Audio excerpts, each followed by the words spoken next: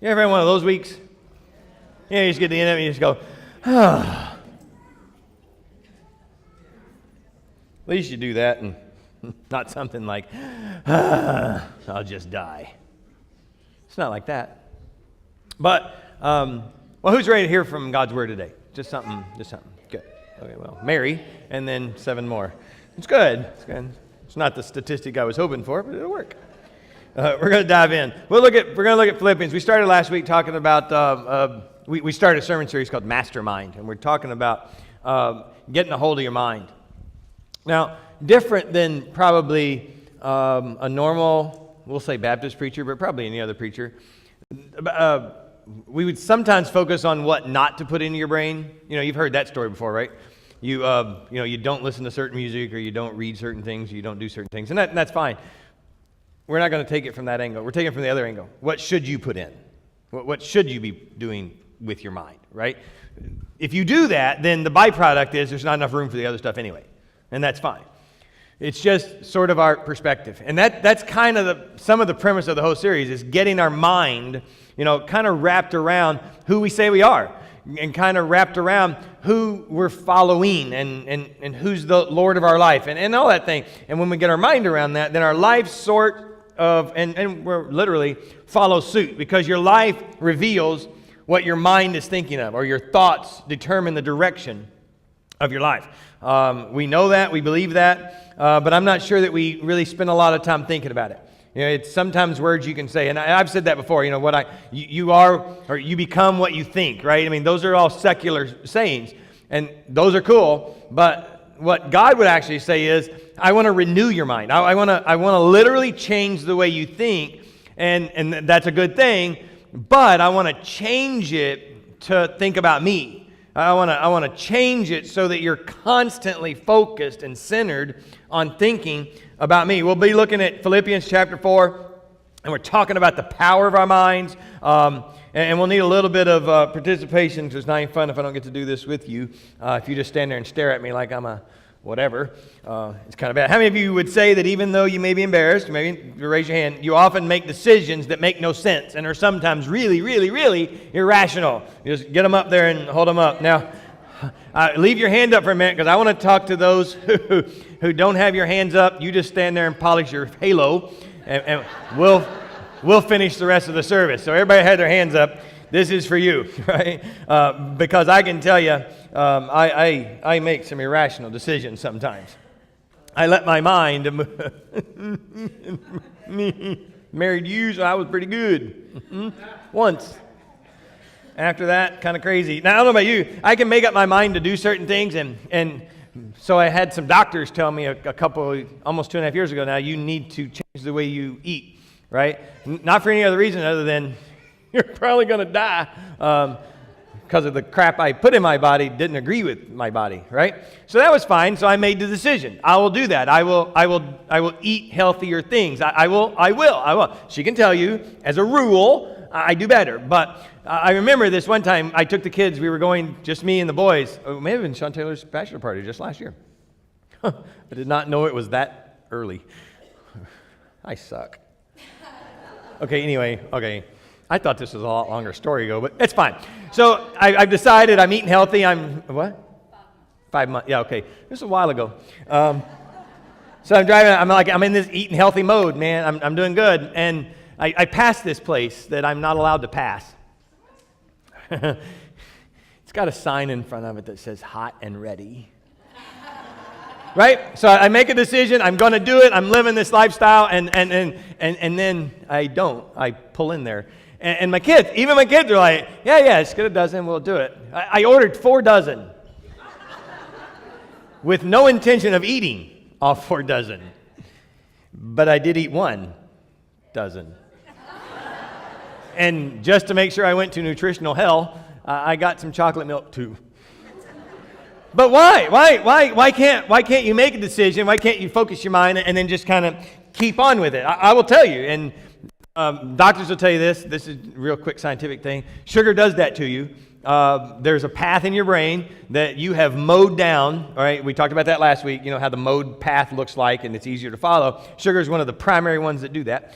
So if a lot of us are prone to being addicted to sugar.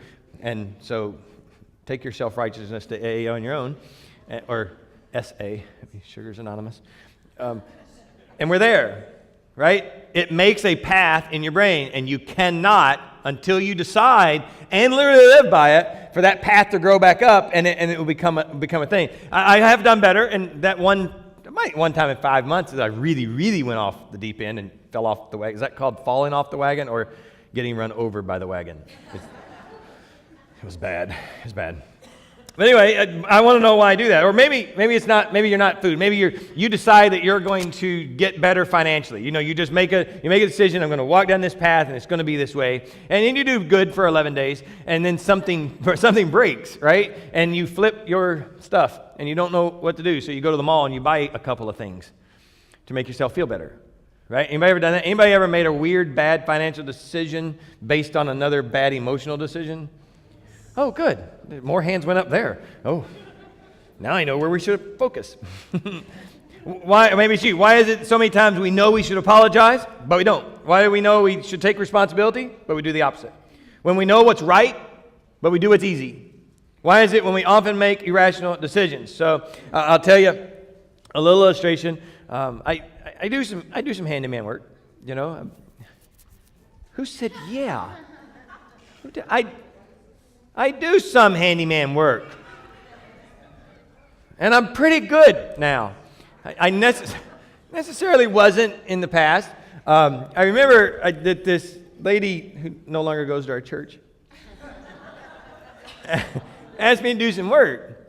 And so I went. It was electrical work, and I really like electrical work. I mean, we built the parsonage, and that was my, I couldn't wait to do that part. So I love running the wires and making them pretty, and I did that. And she had me come, and it was just a switch, just a little switch problem, And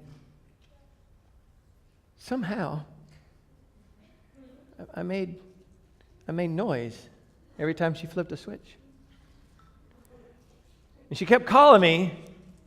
She would say, "John, it's sometimes right, but sometimes wrong, right? Sometimes it's right, sometimes wrong." She said, my light comes on, but then, it just goes back off all by itself. Like, come on, it can't do that. I mean, that's silly, right? You check the bulb, yeah, a few minutes later, it'll come back on, usually a couple hours. She got really specific, and she was like, it works around noon. It's around 5 o'clock. It's weird. I didn't put a timer in. Come to find out, there's another switch. When her husband come home, he had a habit of flipping the switch. And that would turn that switch on. And she would look out, and she was like, the light's on. So it was a three-way switch. I didn't even really understand three-way switches.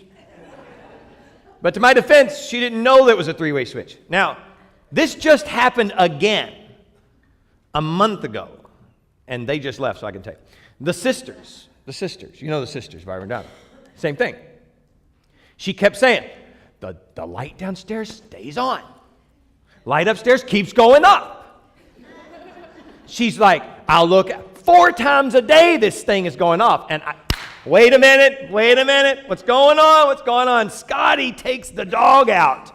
And he likes to smoke underneath the house whenever he takes the dog out. And even in the daytime, it's kind of dark under there, so he was flipping the switch. But it took my dad to figure that one out, right? But I just laughed. But I'd gotten the wires crossed, right? And that happens. But sometimes we just get our wires crossed. And with electricity, it's really easy to kind of figure out. You grab the wrong wire, it'll tell you. You're hooked to the wrong power spot, right? And that's kind of what happens with our lives. So we get our wires crossed and we get hooked into the wrong source of power. And it really messes with us. And it doesn't ruin our lives necessarily, but it messes us up. And we'll be walking along and we'll be drawn towards something, or we'll be focused in on something, and it be the wrong source. And then we look up and we've done something stupid. So that's really what we're looking at. We want to change our thinking, change our life. And this is not Dale Carnegie, but it is Jesus' version of Dale Carnegie. Anybody know who Dale Carnegie is? I use him a lot. I've never been to one of his classes. I don't even know if he's any good. Anybody ever followed Dale Carnegie? Well, you're pretty successful. Yeah, okay. Maybe I should. I don't know. So we talked last week about what happens when you think a thought. Your brain's not static. We just said that about the path. When you think a thought, you create this path.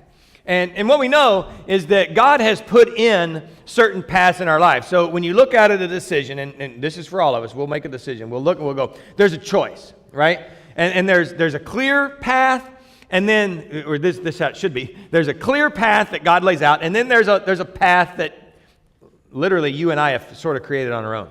We have gone down that path so many times that almost the paths look identical. You ever heard anybody tell you that? Well, I really don't know. They both seem clear to me. Well, that's not a God problem. That's a you problem. It really is. Because God has a clear path, and it's paved. It's a sidewalk. Ours is usually pushed down in the dirt, right? And it's something we've created. And they start to look similar only because you can see all the way kind of through. You ever done that? You've worked out a scenario, and you're like, I can see the end of that one. Yeah. I can see the end of that one. Yeah. But that's not God. God doesn't say, here's two, you choose. I'm feeling generous today. No, he's like, no, and he'll scream, that's my path. But your mind is like, but that's easy, man. I've been there before. I know what I'm doing over there, right? You ever done that? My gifted talents are right there. That's what I need to be doing, right? I'm uniquely made to do a certain thing, and so I need to go down that path. And God's like, but I got certain things that I can provide you over here, and this is actually the right path. And it's hard for us to switch over. But so what scientists call that is creating neural pathways. We decide something, we do something, we do it over, we think it, and it creates a path that we then just easily follow, right? We talked about that. If you're bad at relationships, probably you've been bad at relationships, and you think you're bad at relationships, and every one of your relationships turn out bad. That's two reasons. You're taking the wrong path down to get to the relationship. God has somebody at the end of that path, and your spider web path looks like that. And there's somebody at the end of each one. It's not the right person, right? And you get to the end of that path and you're like, I'm so bad at this. Pathway. I can't make the right decision. Pathway. And you build it and you build it and you build it. So it's good news if you're thinking good thoughts, right? Dale Carnegie would teach yourself, think the positive things, think the right things, and you'll train your mind and it'll be fine. But when you change the bad thoughts, same thing happens. And you end up walking down paths that are bad. I mean, literally bad. Not just kind of wrong, but bad. How about this? We know this in babies, right? If a baby smiles, then somebody like Mary will go, oh, goo, goo, goo, goo, goo, goo, goo. Or my wife will go, what? Right? And so the kid says, smile means goo, goo, gaga. I like that. So they'll smile again. And the baby's brain, literally, without even knowing it, is going, smile, good. Get tickled, right? Get whatever. It's awesome. I like that. Baby touches hot stove, right? How many of you always said, right? Let them touch it once. They won't do it again. Why? Is it just because it burned their brain? Burned their fingers? Well, burned their brain too. No, it's because they touch a hot stove. And, ow, hot. Brain goes, don't do that. If you touch it, it's going to be hot. Built a pathway. Now, I know, older, we're stupid. Hot. Still hot.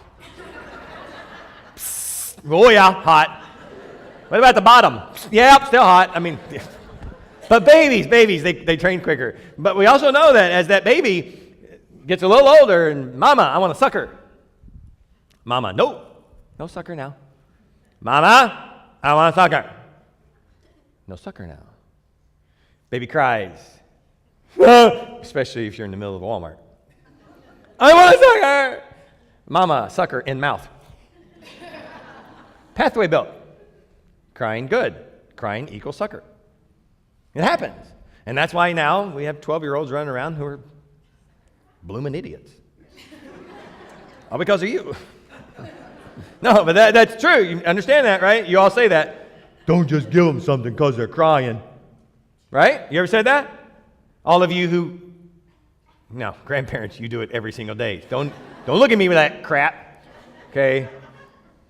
But you'll tell another parent, oh, don't give it to them just because they're crying. Right? And yet here you are, run up to God. Literally thinking God's going to build a pathway and give you what you want because you're crying. Doesn't happen. But you'll do it. You'll make that thought. You'll build that pathway, and boom, and boom, and boom, and boom. Problem. All of these battles, most of life's battles are won in the mind, right? So if you can get over, you can build this path. You can create this mind building scenario.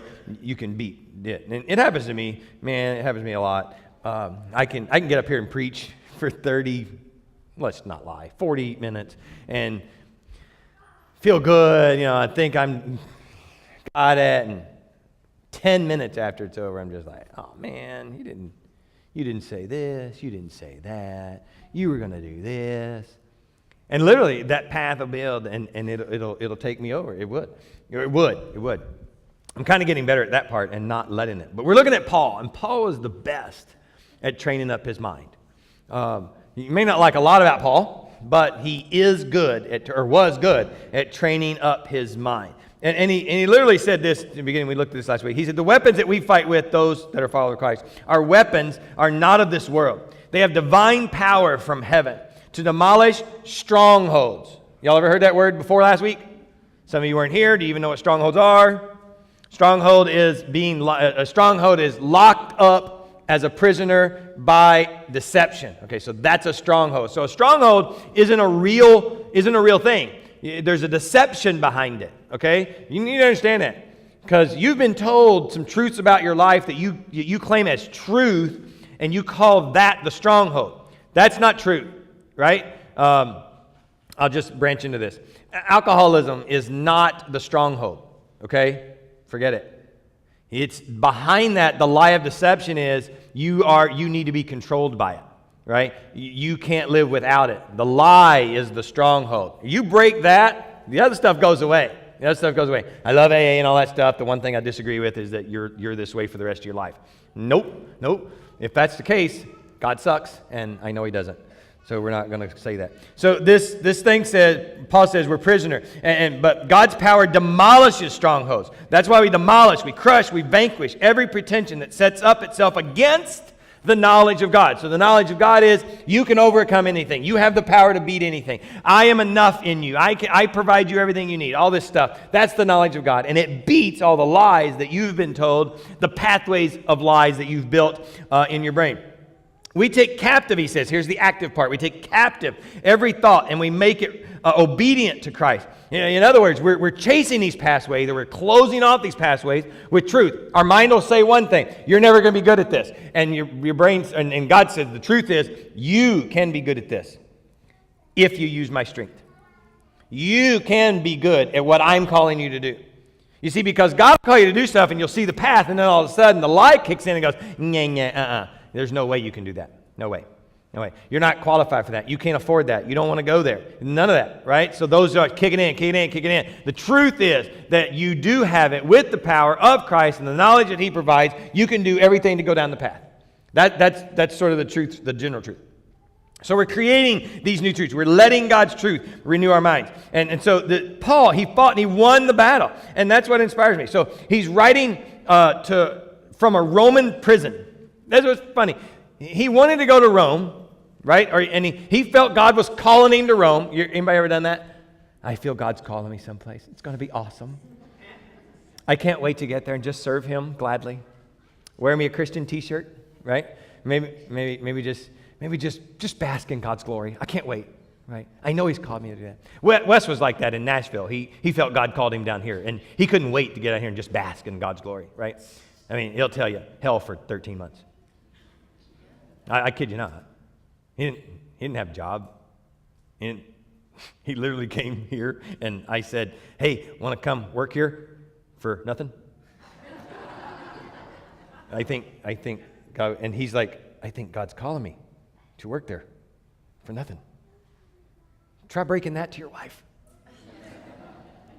But God will provide, he said. Can't wait. 13 months. 13 months. 13 months. God has provided the whole way. But it ain't even been fun. Right? God's providing again. He's changed. Our whole thing is changing now. And it's all a God thing changing. It's still not going to be fun. It's just not. We think it is.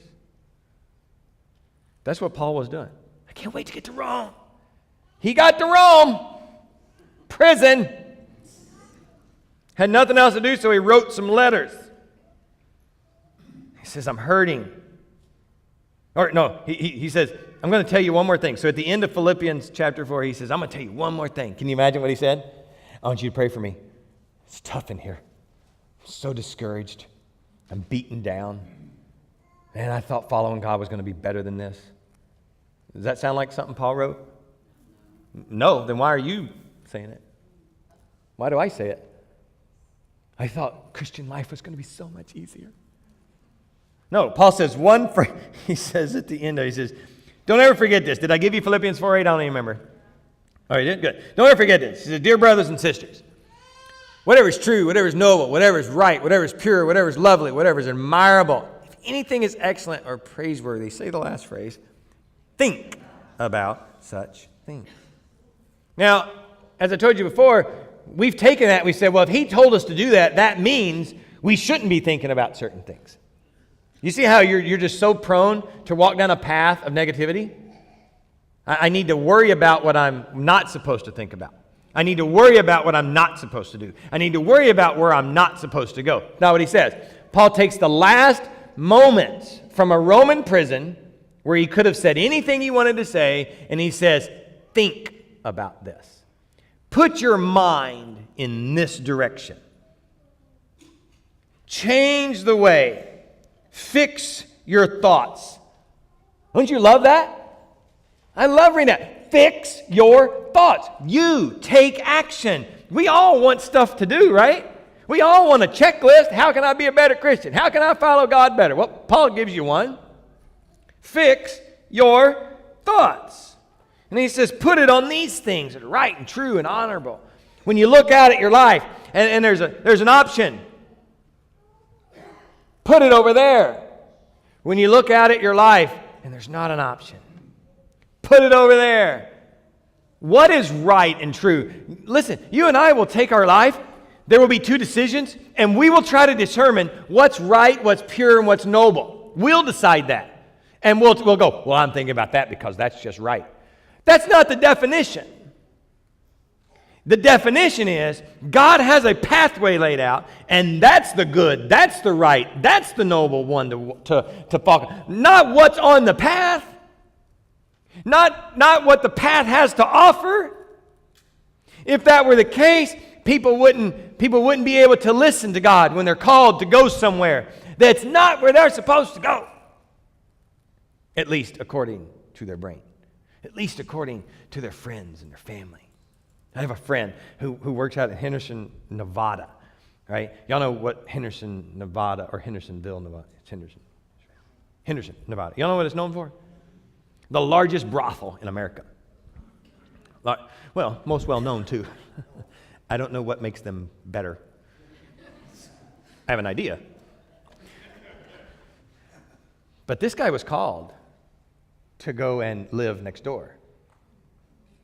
And he was called to go and interact with every girl that lives there. Loose word interaction. Him and his wife. Called to go and live there. They started a church. You know what they call it? Triple X Church.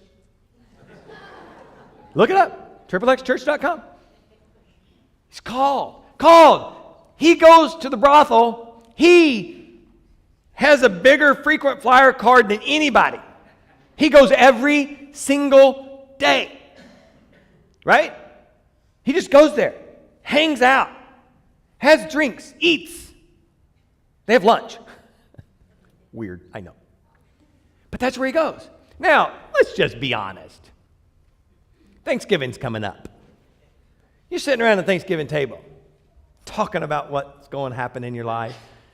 And the year before this guy goes, he's sitting around with his family, him and his wife, and she's nudging him.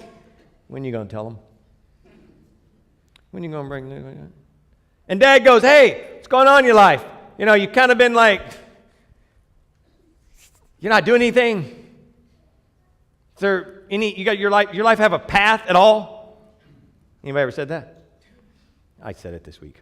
You got a path? You got anything going on? And he goes, yeah, we've been meaning to tell you. We decided to go live next door to the largest brothel in America and tell them about Jesus. I'm going to have to go there every day. I'm going to need some money. For what? Well, God's told me to pass out condoms every day to people who are having sex with everybody.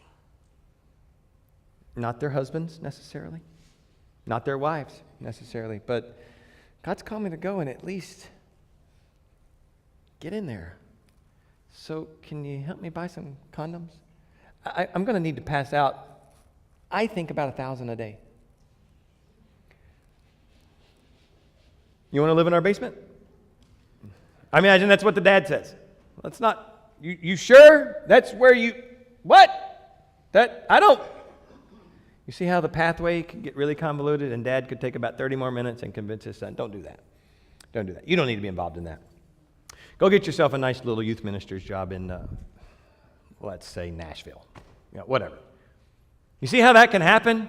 You see how it's not about what's on the path?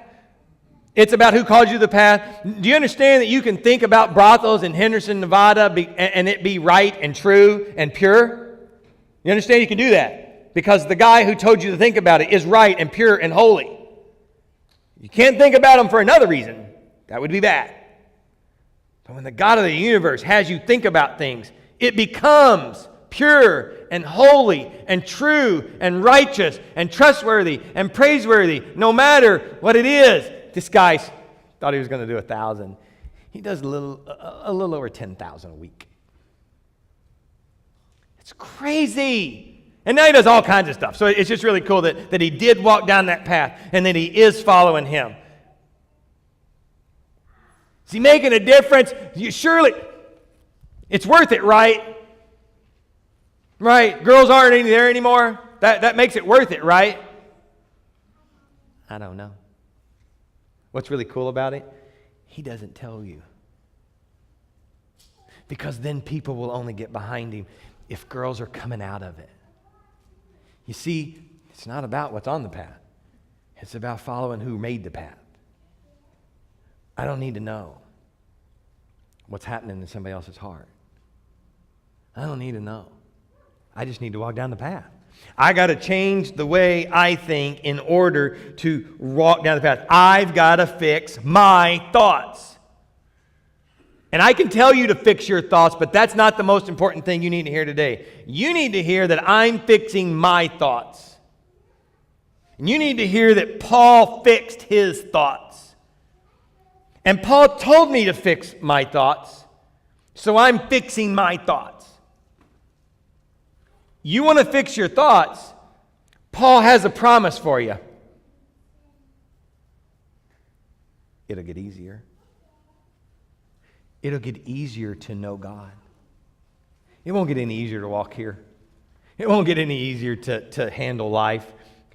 I told Sherry Ann this week, I want to find me a Christian who says, when I follow God, things are rosy, and I want to smack the living crap out of them.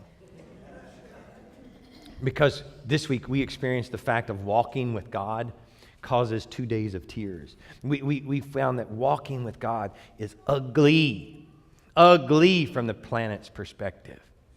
It sucks. And you make decisions because you're following God, and there's ripple effects that affect people, right? And then I'm really prone to go, oh, did that affect you? Oh, hold on. Let me not follow God then. I don't want it to affect you.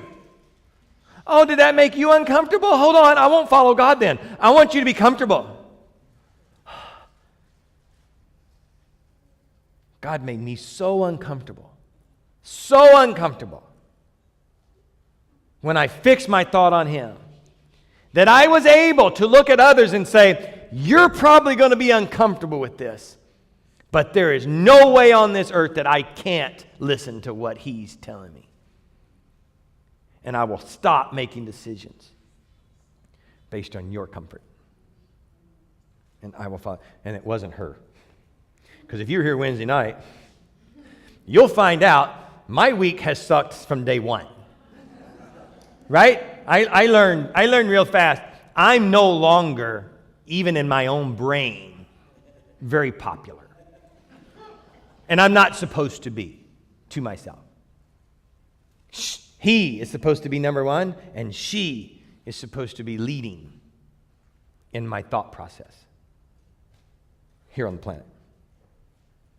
And I'm not. I have taken a back seat, my personal self, taken a back seat in everything this week in order to see what God is doing.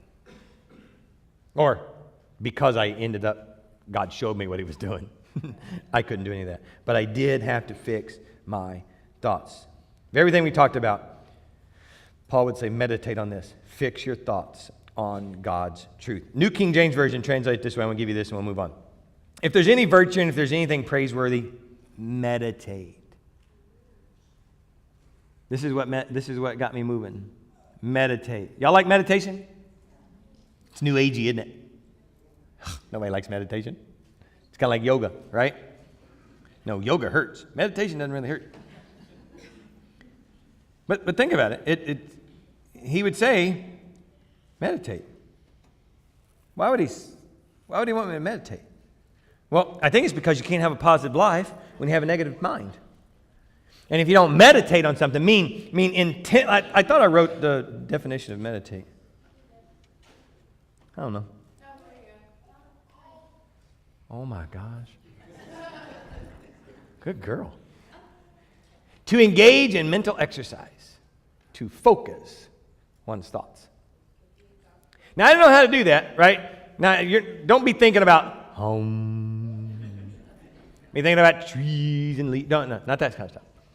So the definition, engage in mental exercise. So I read that, and I'm like, so I used to do Luminosity.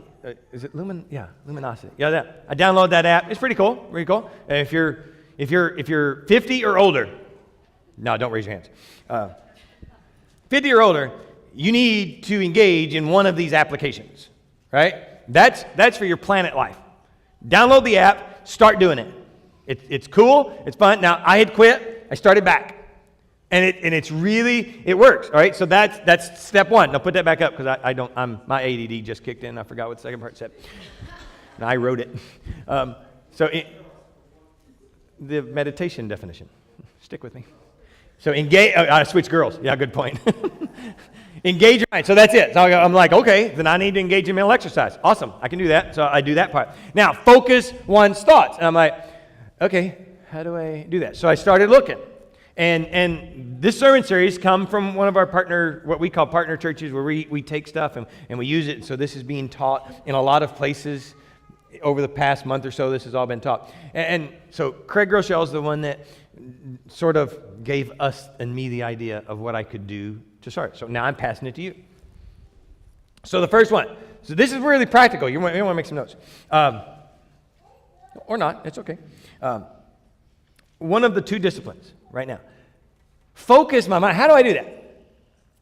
Well, he gave us this exercise. Get up in the morning. I do that. That was easy.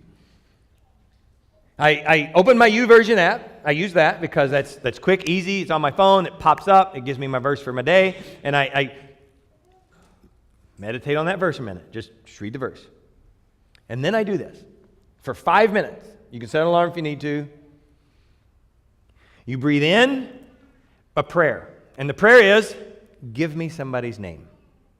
That's all you pray. Name. Breathe out, and God gives you a name.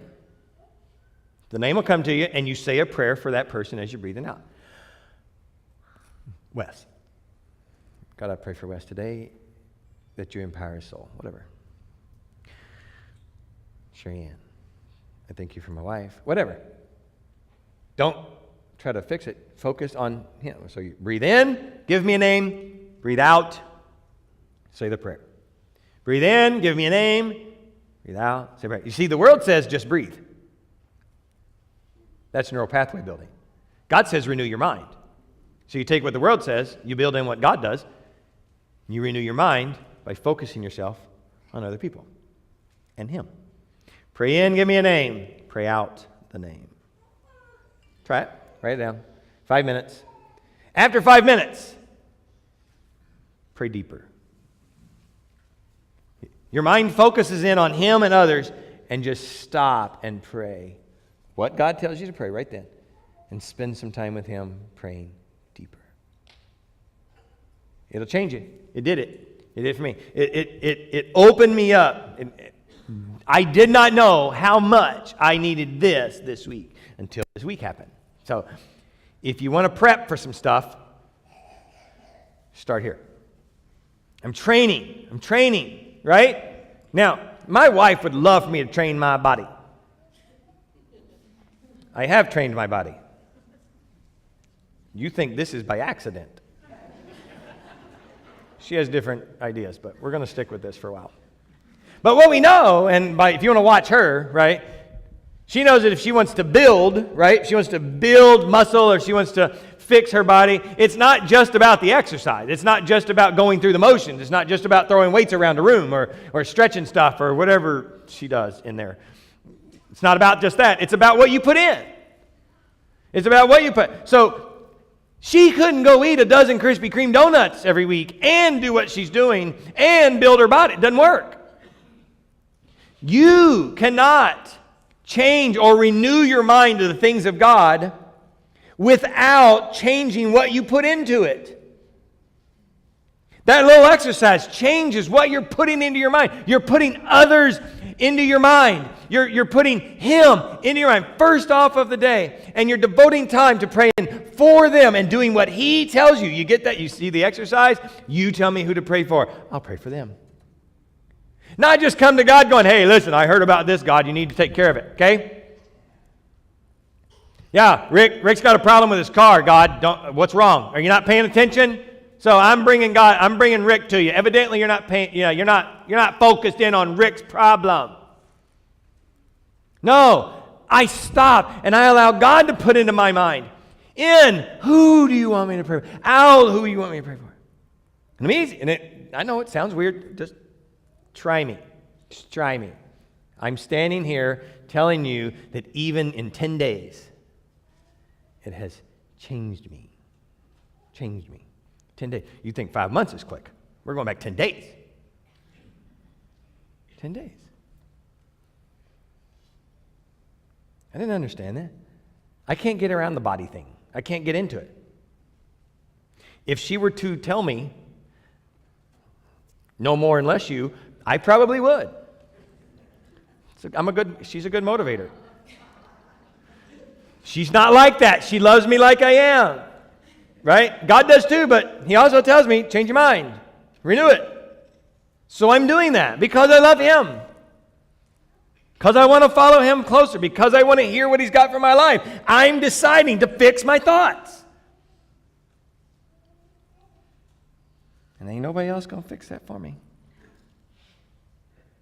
This is true with your mind just like it is with your body. You got to do it. You got to do it. Focus. Let me give you the verses. Psalm 119, verse 15. Say the first two words when she gets them up there. They're up there. Say the first two words.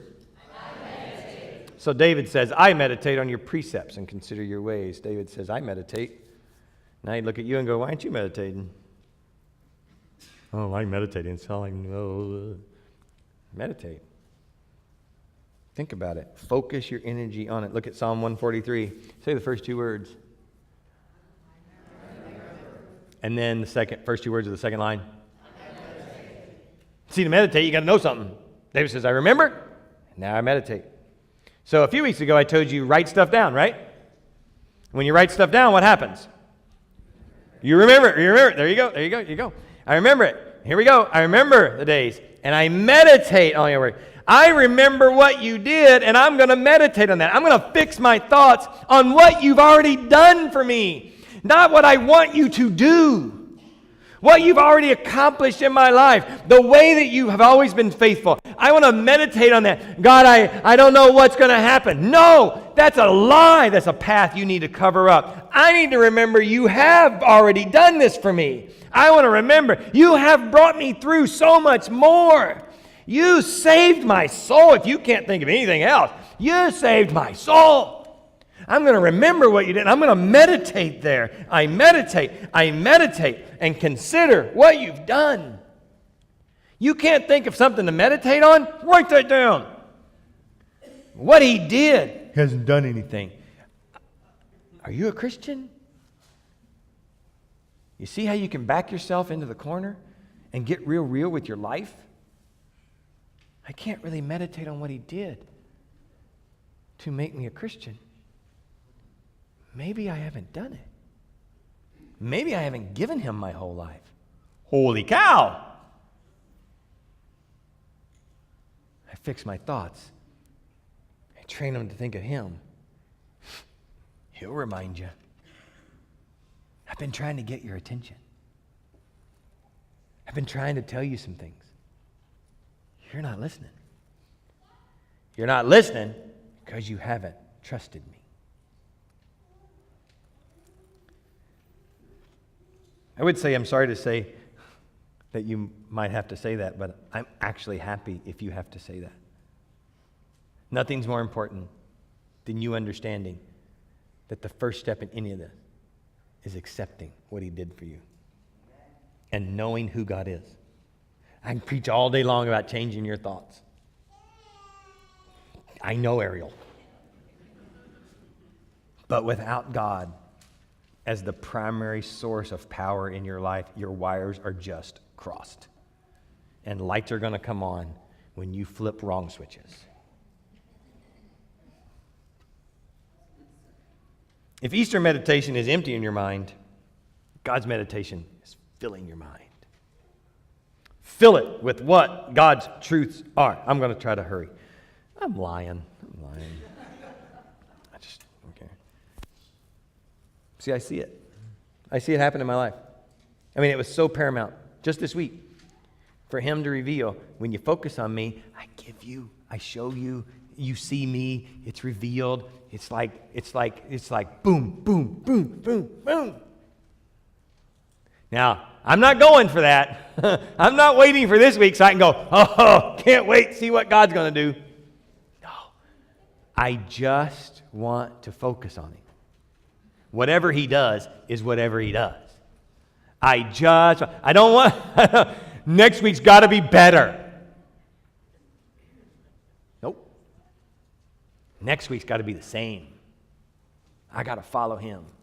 I got to focus my energy on him. I got to fix my thoughts on him. Whatever happens, I don't get to determine if that's better or not. Because in my brain, it couldn't get worse. Here we go.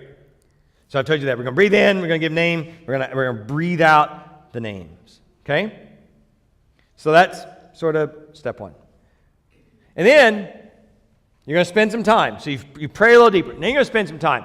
Remember I told you last week, you had 2 assignments. Write down the stronghold in your life.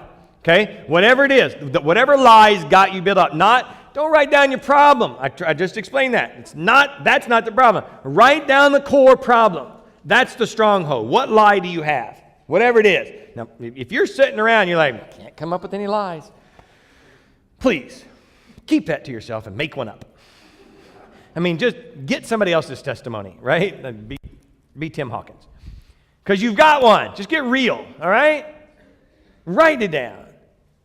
Find the truth to it. Whatever it is, find the truth to it. So after your deeper prayer, you deepen that into God. Okay, now God, I want to spend some time just me and you, right? And then your brain, because if you don't do this, if you don't do that focus part, I'm like an ADD prayer. I make it 32 seconds, maybe, if I don't do this.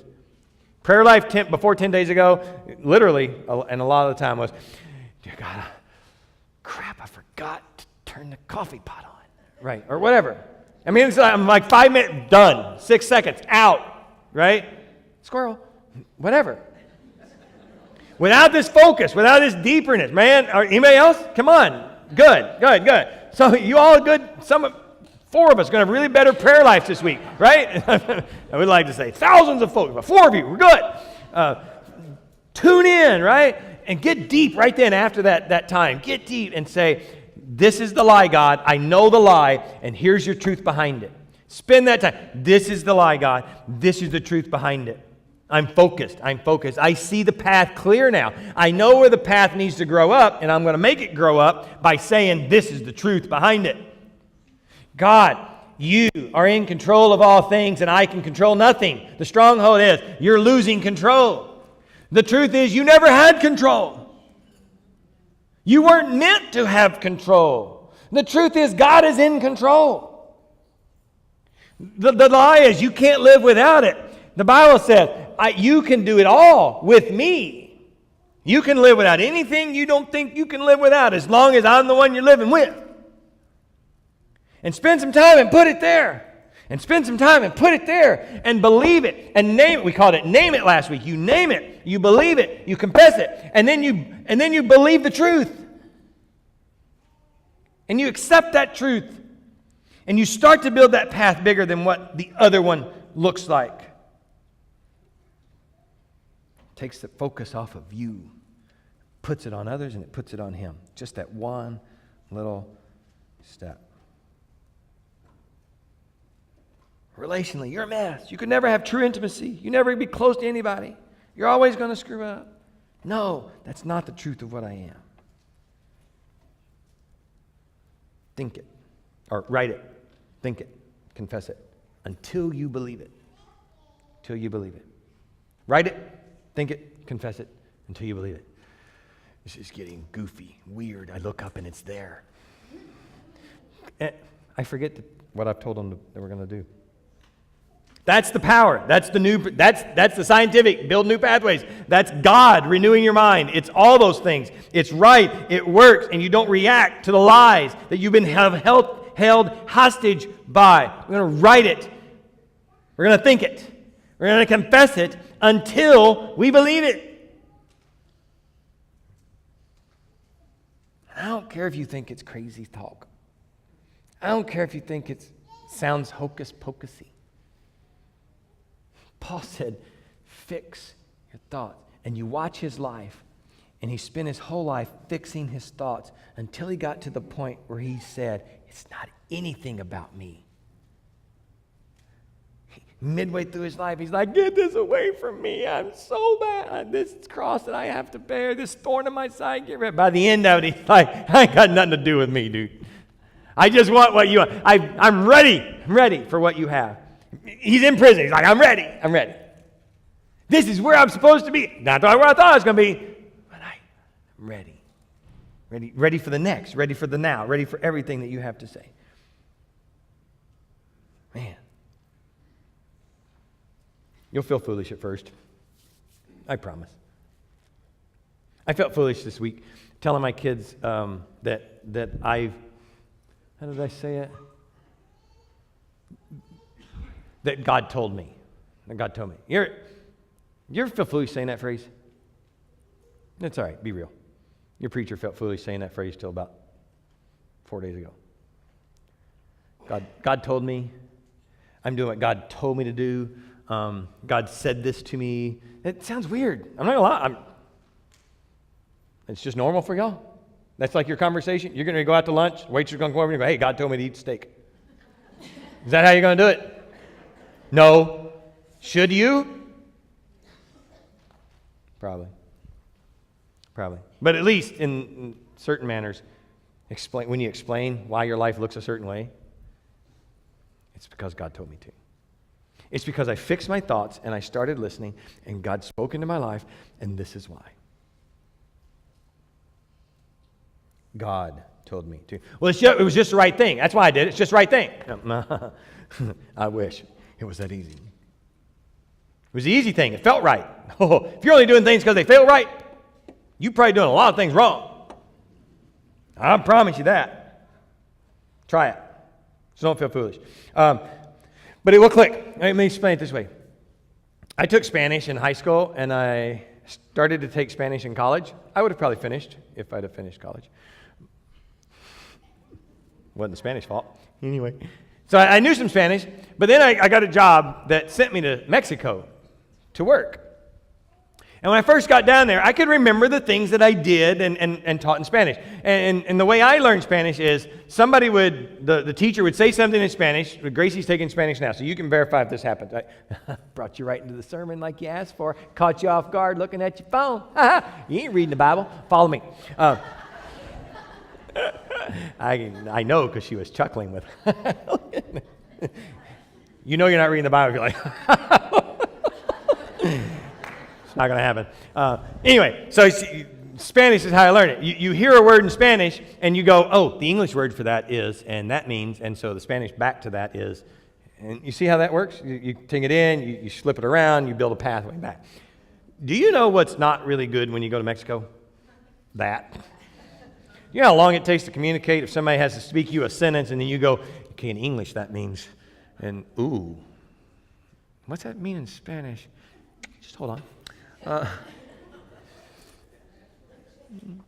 My first phrase forever, when I first made that was, ¿Cómo se dice? You know what ¿Cómo se dice means? Yeah, how do you say? I'm asking the Spanish guy, how do you say something? It's so stupid. ¿Cómo se dice bathroom? Right? They don't know. They understand that I just said, how do you say? But then I give them a word, and they're like, well, how the heck do I know? Right? I give them the English word. It was stupid. So I'm spending quite a bit of time not getting anywhere. I finally figured out how to go to the bathroom and get my eggs in the morning. That's about all I could do, right? Until one day, I heard what he asked me. His name was Ronnie. I'm sitting across from the desk. And he says something to me. He says it in Spanish, and I heard it in Spanish and knew it in Spanish. And I responded in Spanish. English never even jumped in there, right? The wire, literally, I didn't know it now, then. I know it now. The wire literally, you saw the Premier Video was plugging it into the thing. The wire literally went plunk, and the pathway was made. We've homeschooled all of our kids, and we got them into algebra. I don't know that we've graduated any of them from algebra, but we got them in, right? But they understand, finally, after a while, algebra just clicks. You keep at it. You plug at it. You push into it. You just keep doing it. That's why I say you write it, you think it, you confess it, until you believe it. You just keep doing it until it plugs up. I had to just keep hearing Spanish and saying it until it just worked. You have to just keep doing y equals x divided by 9,000 for no reason. You keep going until you just look at that phrase and go, oh, heck, I got that. That's easy. You just keep doing it.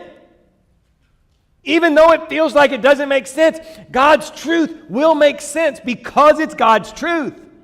Not because you're going to see an outcome, but because it's God's truth. Right? So you keep doing that. You'll take 2 steps forward and then 1 step back. And then you'll take 3 steps forward and just 2 steps back or just 1 step back. And you'll advance, and then all of a sudden it'll just like pug. I'm in there. I see God clearly. I see it's open in my mind now. I don't even want to go down that path anymore. It's like it's all grown up. Not only is it grown up, somebody built a fence across it. I got to tell you, I went to the bank. Somebody literally put a fence across my path. The one I like to go down, they finally got tired of me walking down it. And 9,000 other people too. They put a fence across it. I just jumped over it. I'm not lying. It was a short fence. I'm not going all the way to my car. Anyway, so that's what I do. That's what I battle with. And that's what I wake up. I'm starting to renew my life. Here's the second thing I do. And we're going to provide this one to you. Feel free to rewrite it. This is the second discipline. So go ahead and put that up. If you have our app, no, not yet. We're going to provide this to you in our app as well. Wow. It's a lot of words. I'm having trouble reading it, but I got new glasses. I do trust you. You're doing good. Oh, it's already been pushed up on Facebook for you, so you can get on there. I made this about my life, okay? So this is what I read. I wrote in my notes, and I read this every day, okay? After I got done with my Dever prayer, and I named my stronghold, and I named the truth about it, okay? Then this. Jesus is first in my life. I exist to serve and glorify Him. I love my wife and will lay down my life to serve her. My children will see God working in and through me. I just added that phrase 3 days ago. I did. It wasn't in there. I love people and believe the best about others. I am disciplined. Christ in me is stronger than the wrong desires in me. I am growing closer to Jesus every day. Because of Christ, my family is closer. My body is stronger. My faith is deeper. My leadership is sharper. I am anointed, empowered, equipped, and called to reach people far from God. I am creative, innovative, driven, focused, and blessed beyond measure because the Holy Spirit dwells within me. I don't have all the answers, but I know God does, and I simply need to ask Him. I added that phrase 2 days ago. It used to not be so big. My thoughts, words, and imaginations are under the power of Christ. I take all thoughts captive and make them obedient to Christ. I wake up with purpose, direction, and meaning every day of my life. Pain is my friend. I added that one day ago. I rejoice in suffering because Christ suffered for me. The world will be different and better because I serve Jesus today. I've done the whole thing since Monday. Oh, I added the other ones. I don't do anything else now until I've done that. And I've put that in my mind.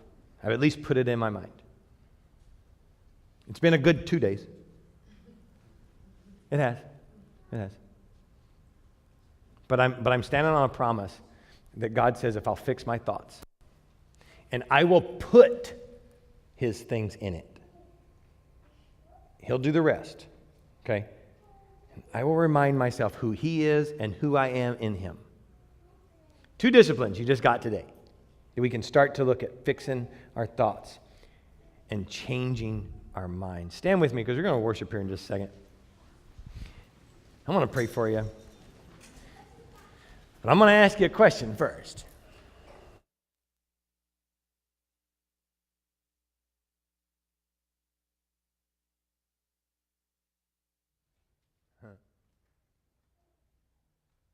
More real now. If you're in this room, and I kind of asked you this last week, but if you're in this room and Jesus is not the Lord of your life, but you want Him to be, can you just put your hand in the air? Can you just hold it there?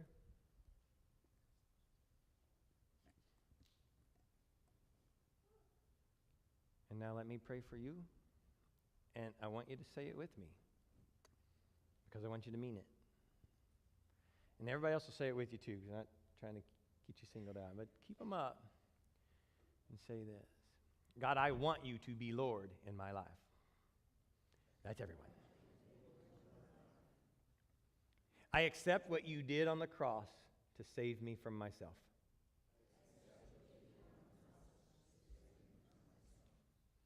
I pledge my life to follow you all of my days.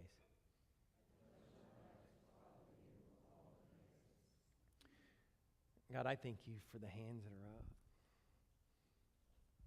I thank you for the people in this room who have been who you asked them to be so that they can see Jesus through you. In your name we pray, amen. Now, if you had your hand up, I want you to understand that little prayer didn't do anything. That little prayer made you acknowledge, as the Bible says, what's in your heart comes out of your mouth. That's what that did. But the simple decision inside to follow made all the difference. Now, there's all kinds of other steps you can take. The next one would be to get baptized. You should. Just tell me, and we'll do it.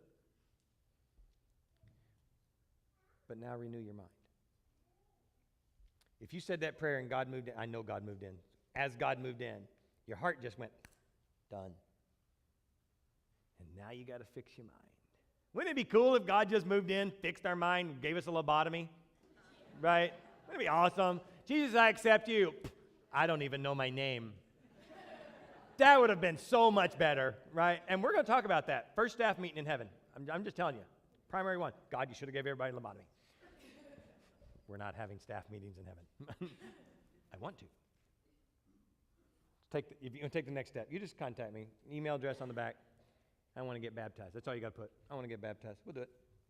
And we'll set it up. Now, the rest of you. So that's step one. So now everybody else, you either are still away from God and you're going to stay there, and that's fine, right?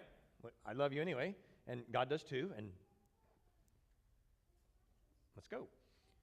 But for the rest of you who call yourself Christ followers, who had a heart change a long time ago, and are still in the process of renewing your mind, as Paul would say, fixing your thoughts, now I'm going to pray for you, and then we're going to celebrate, okay? I'm going to pray for you that you're ready to fix your thoughts. Because, oh my gosh, the way it opens up. Oh my God, the way, dude, I've been a Christian 30 some odd years. 4 days.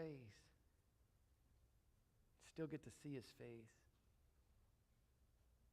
And him blow my mind. Blow my mind. You think you got it all figured out. Man. Just wait. Just wait. Let me pray. God, thank you that you're still today kicking butt and taking names. Thanks for doing what you're doing in my life and what I know you'll do in these lives when we ask you and let you. Thank you for being God. Thank you for sending Jesus. And thank you for the ability to get rid of our stupid minds and give them to you. Thank you for great pathways that are paved that I can walk on. Help me when I fail, and thank you for being there to pick me up. In your name we pray. Amen.